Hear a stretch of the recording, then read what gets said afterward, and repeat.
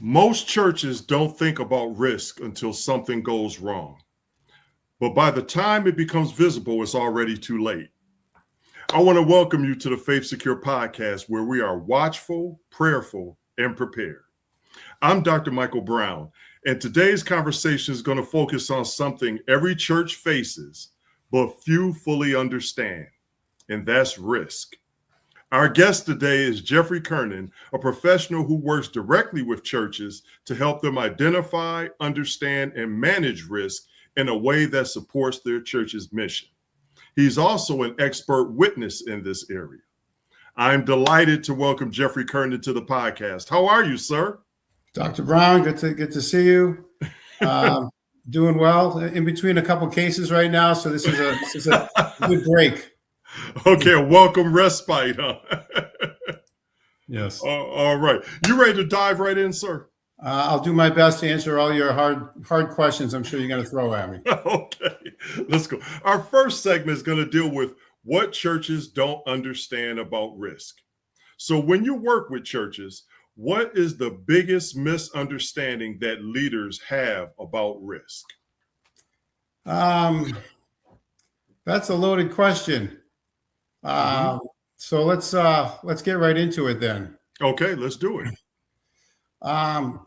I would say that they don't understand what risk is. Okay.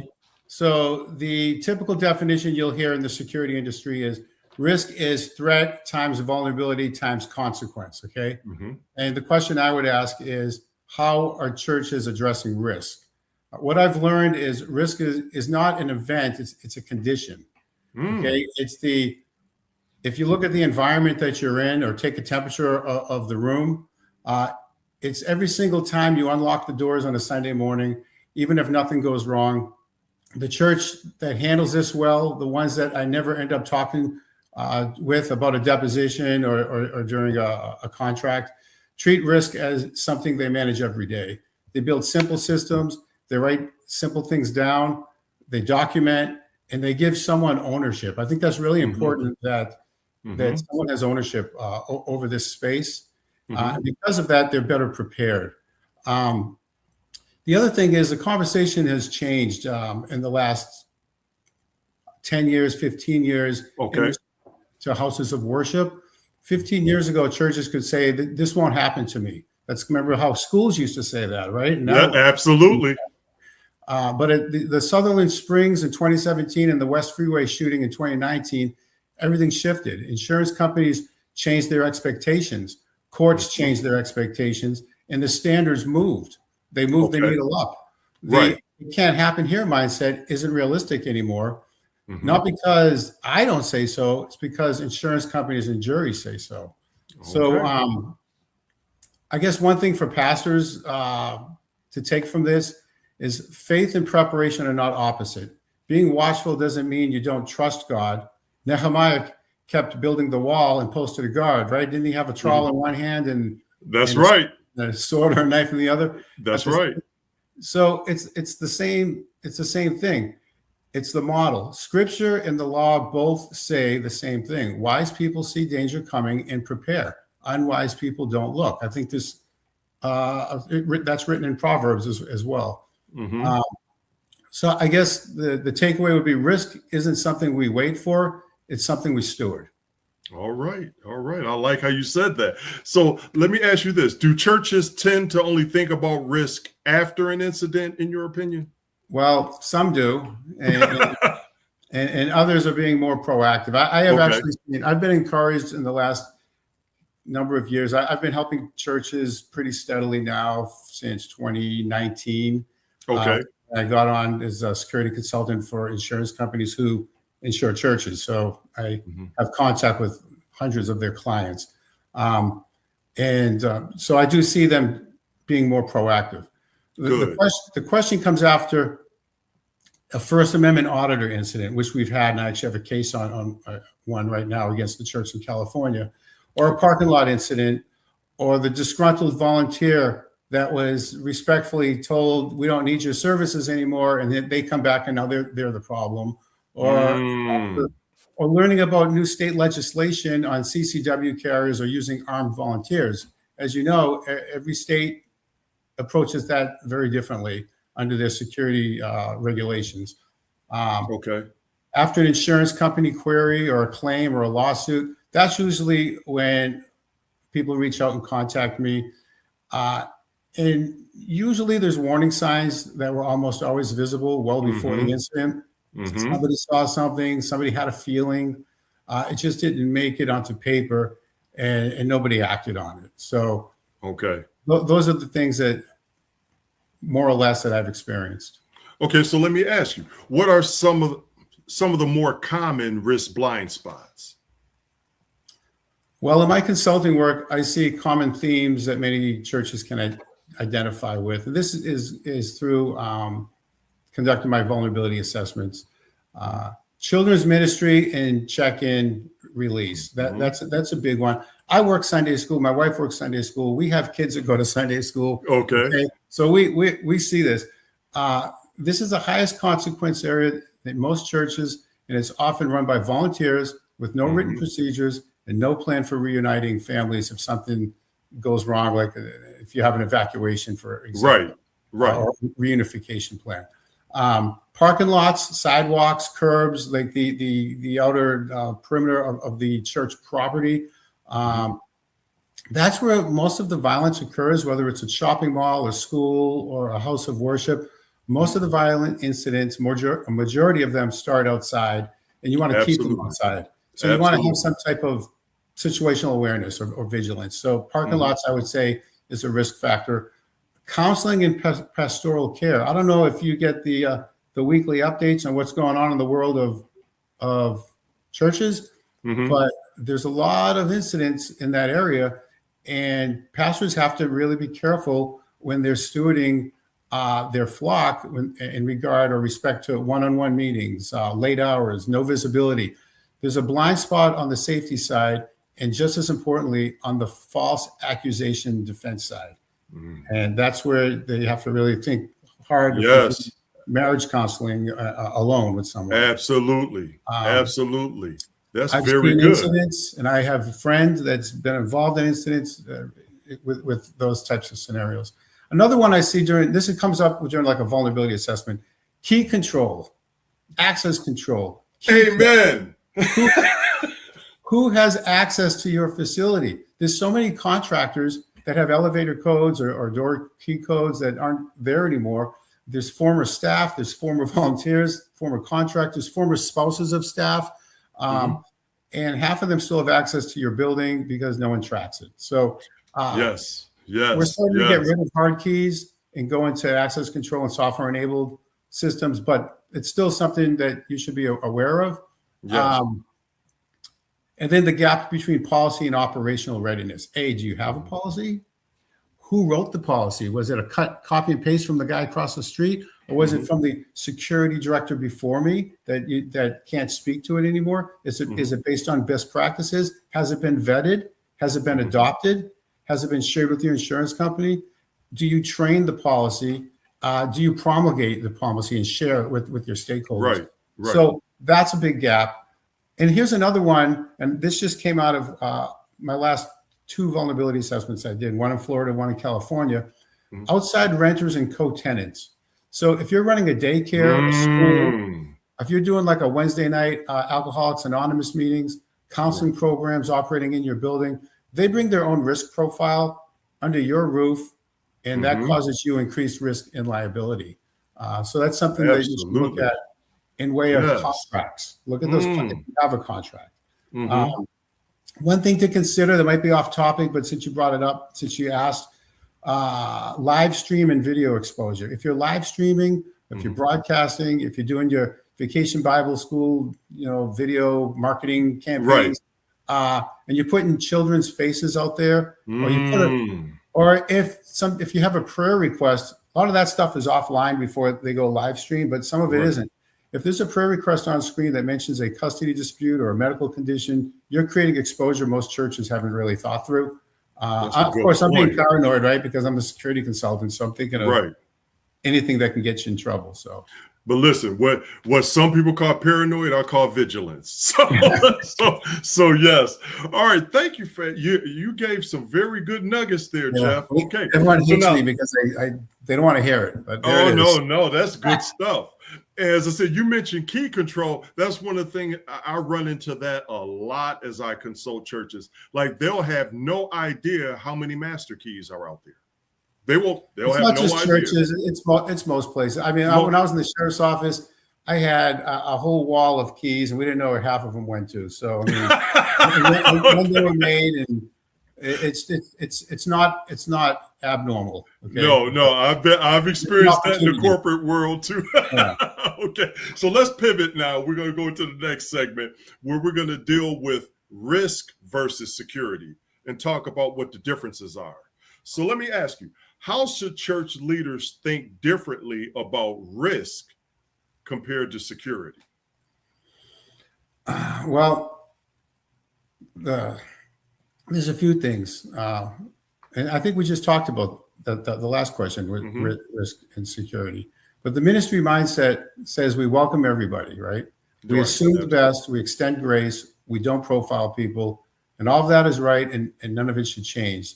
The conflict shows up when the welcoming posture becomes the reason not to plan, not to train, not to document. Grace and preparation aren't opposites. And I was thinking about this. If you think about a hospital, right?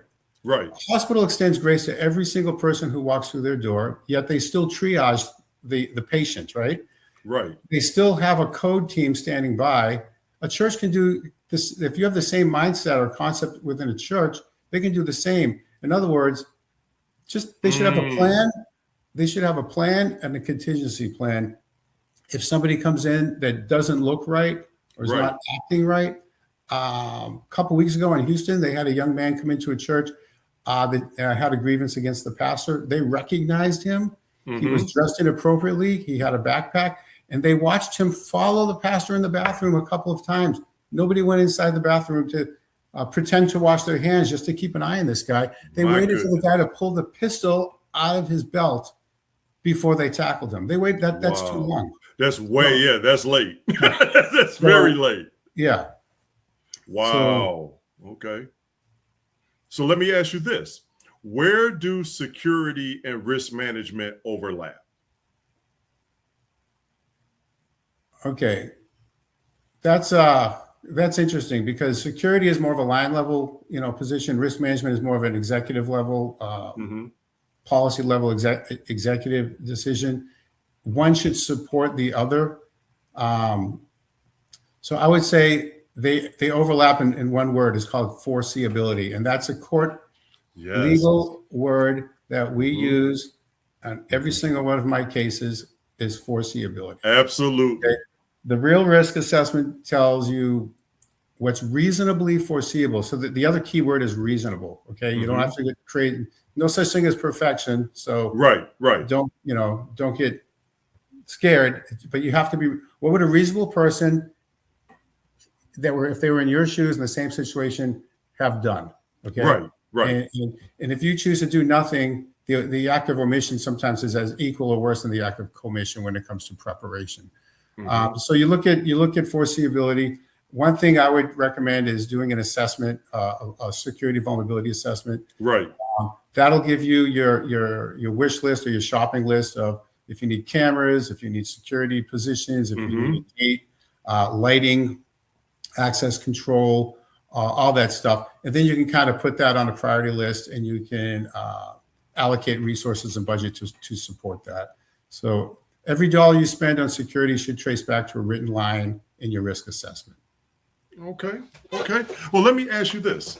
What does a risk-informed church look like?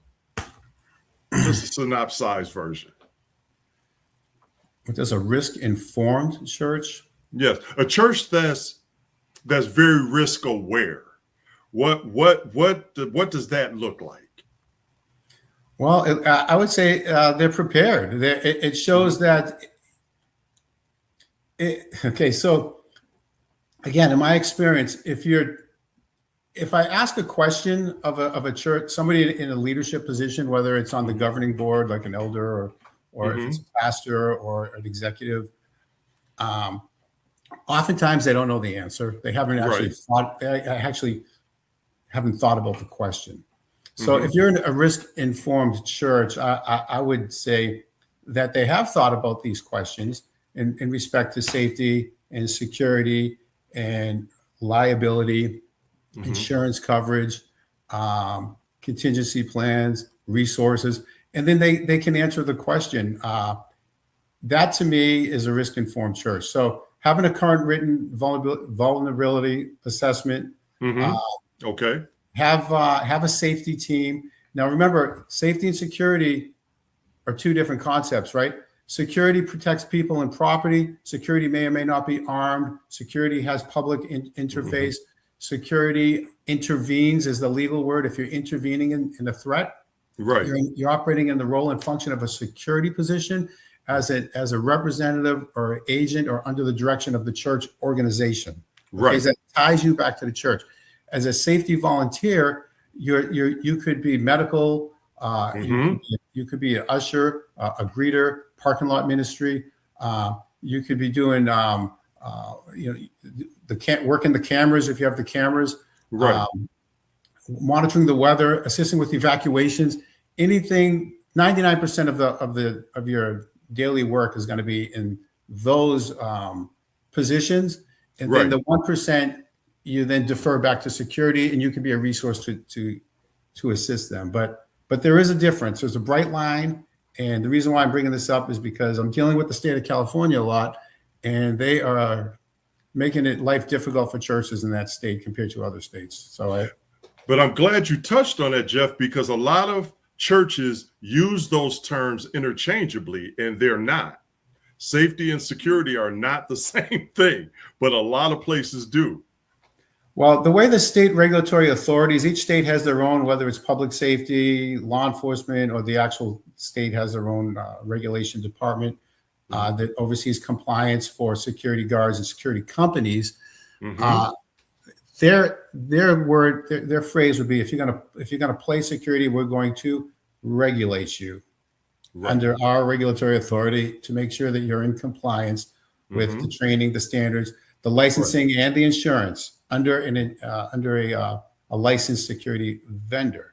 So you can't. There's no such thing as an independent contract security guard that just shows up somewhere and says, "I'm going to be security." They have to be under somebody's license. Absolutely. The other thing with risk is background checks. One thing I've learned with background checks, when you hire somebody, you bring on a volunteer, you run them through your typical background check. It's really important that you go outside your state, do all 50 states national background check, because they have been pedophiles that have been released from churches in one state, and then they move to another state. They apply, they run a background check, they come back clean in that state, and then and the other church really didn't do anything about it. They just let them go. And now you just you inherited some pedophile that you don't even know about. So it's important to do background checks across the board and every year redo them, because if you want to check on me in January, I'm clean, and then in February I get in trouble, you're not going to know that unless you run a check on me again the following year. Then it'll pop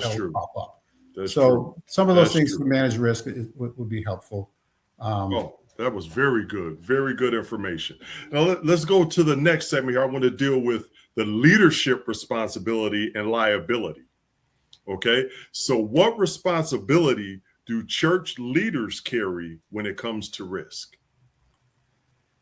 That's the $1 million question, man, because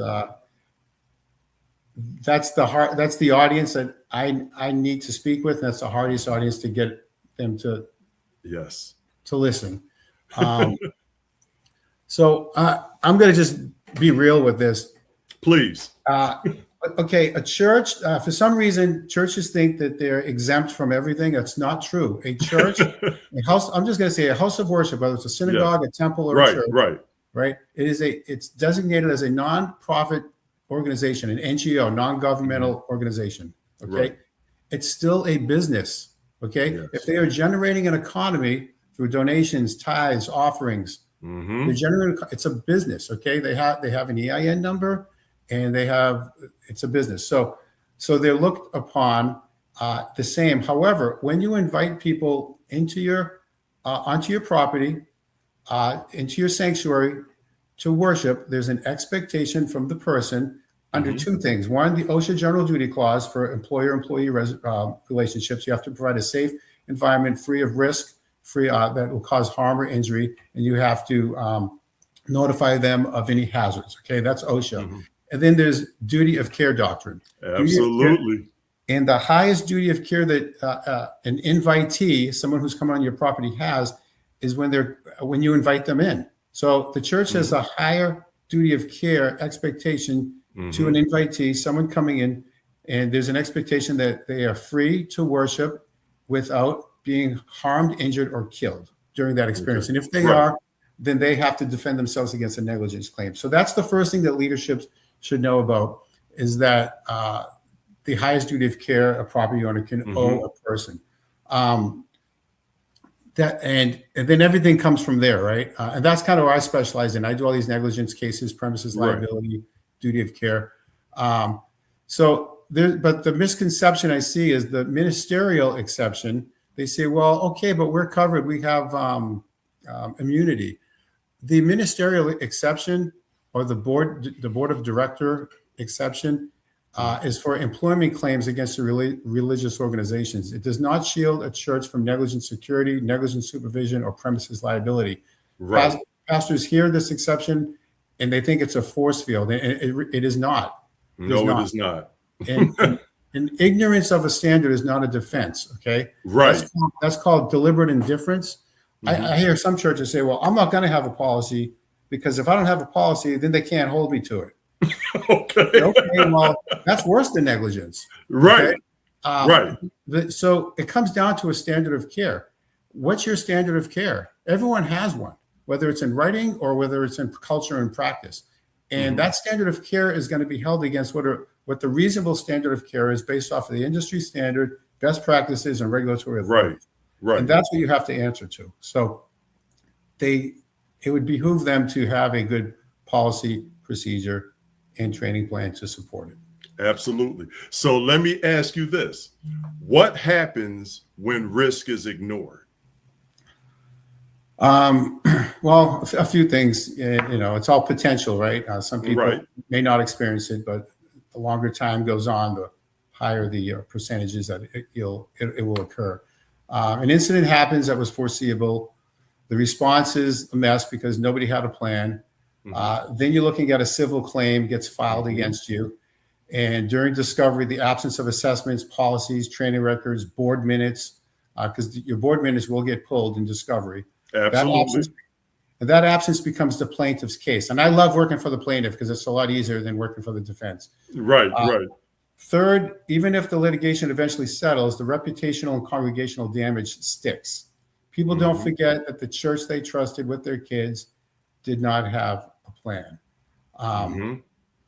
Here's the other thing in regards, and I don't know if you're going to ask me this, so I don't want to get ahead of myself, but no, by all means, feel free. So when it comes to insurance companies, okay, I work with all the insurance companies, and I have synagogues and churches calling me with questions about coverage. Hey, am I covered if I do this?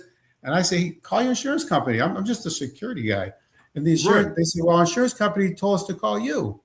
So then I call the insurance company and I talk to, so you have the claims process. If you get a claim, if you have like a twisted ankle or anxiety attack because they got bottlenecked on an evacuation, you might have 7 claims, or you could have an injury or worse, right? So you get a claim. So your goal is to make sure that your insurance company approves the claim.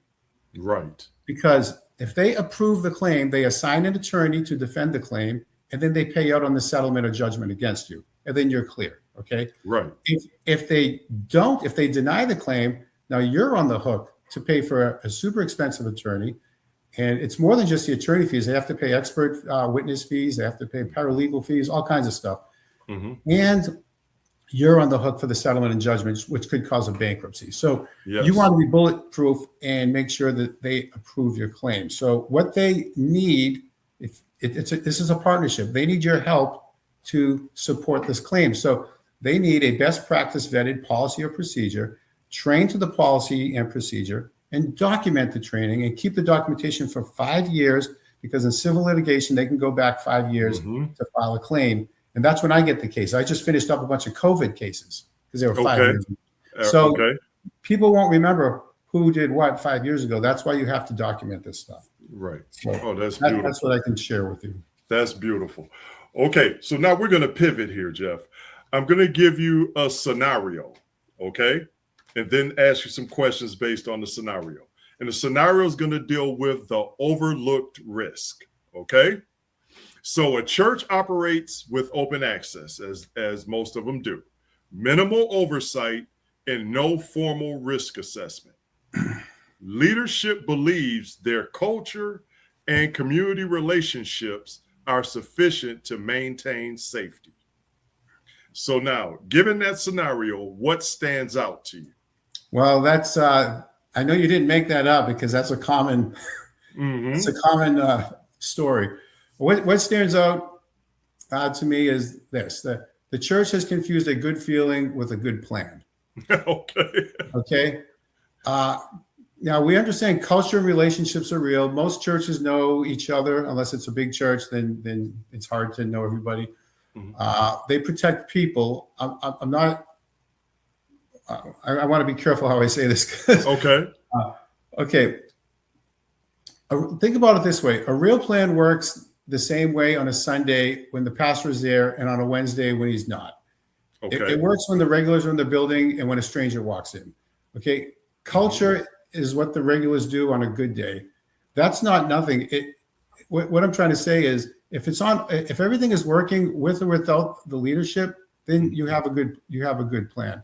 If you have no formal risk assessment, or no risk assessment or threat or vulnerability assessment, then you don't know what you're looking at. Remember what Donald Rumsfeld said about the WMDs in Iraq? He said, "We don't know what we don't know." Right? That kind of stuck with me. It's the same concept.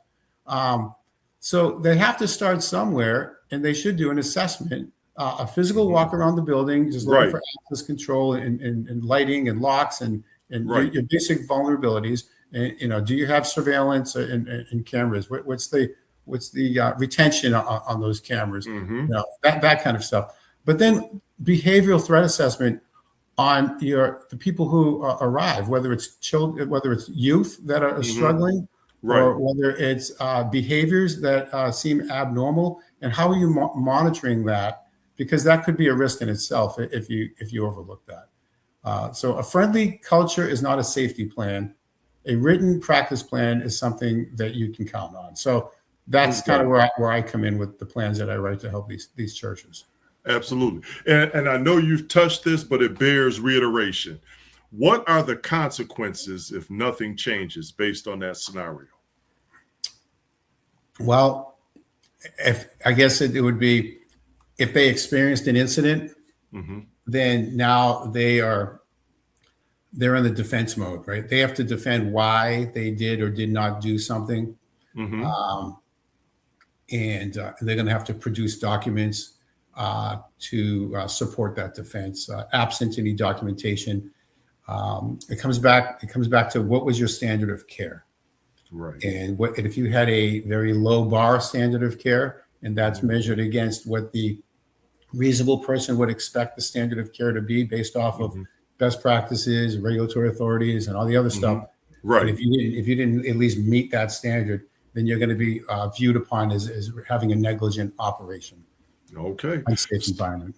Okay. So now, having said that, Jeff, and again, some of the things that you're saying are so important, they bear reiteration. So now let's do a practical takeaway. What are 3 immediate steps that churches can take to better manage risk? Well, I think I said it earlier. A vulnerability assessment, I think, is really important, because it's shared with the stakeholders, right? Not just the pastor. You want the elders to look at that and kind of chew on it and argue about it. But it identifies your vulnerabilities. And it also builds a priority list of what you can find or what are easy fixes. So I would commission a written vulnerability assessment by a qualified independent professional that actually knows how to do one. because I'll write one. It's a comprehensive 100-page report, and it breaks down every threat, every risk, every vulnerability, whether it's weather related, human cause related, or technological. And then it kind of gives them a whole plan. The second thing is stand up a safety and security team with written roles, written authority, and documented training. And put risk on the board's standing agenda. Fund it and document the decisions. And the reason why I say that, I was an elder at a church, and we didn't have that. We didn't have a safety or risk component or concept. If you have that on the agenda, somebody that reports up to the board, it just gives an update on things, what's happening in the world, what's happening in our community, what's happening in our church. Okay. What are we doing if A, B, and C were to happen? Have we talked about those scenarios? Right. What's the rules of engagement? Every church leader is going to have a different set of rules. Some are going to be hands-on, some are going to be hands-off. So, and what resources are available to support those?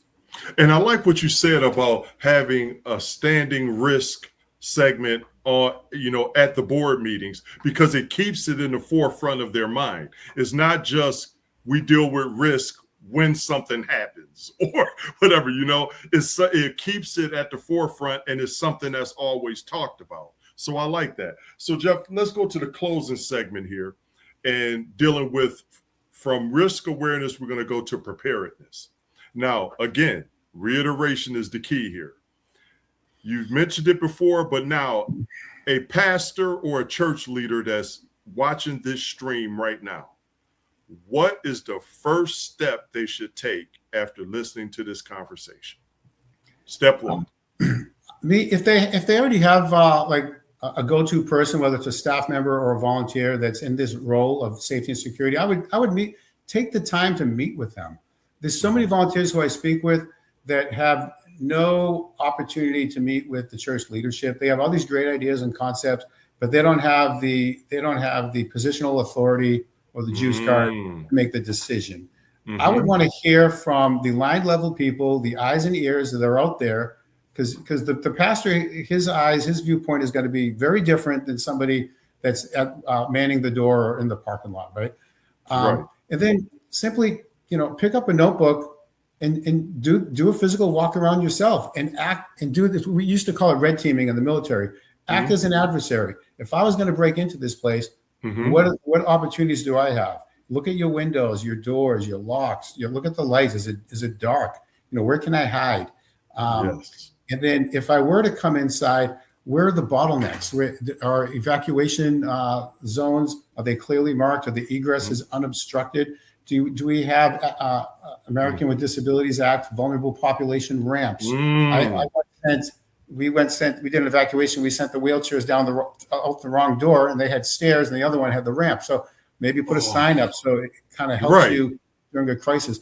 Look at just look at some of these ground balls, and then you can actually have okay, now I have an initial assessment based off of what they have, and then talk to people and ask them what their opinions are. Where do they see the threats and vulnerabilities? Is it in communication? Is it in decision making? Is it lack of teamwork?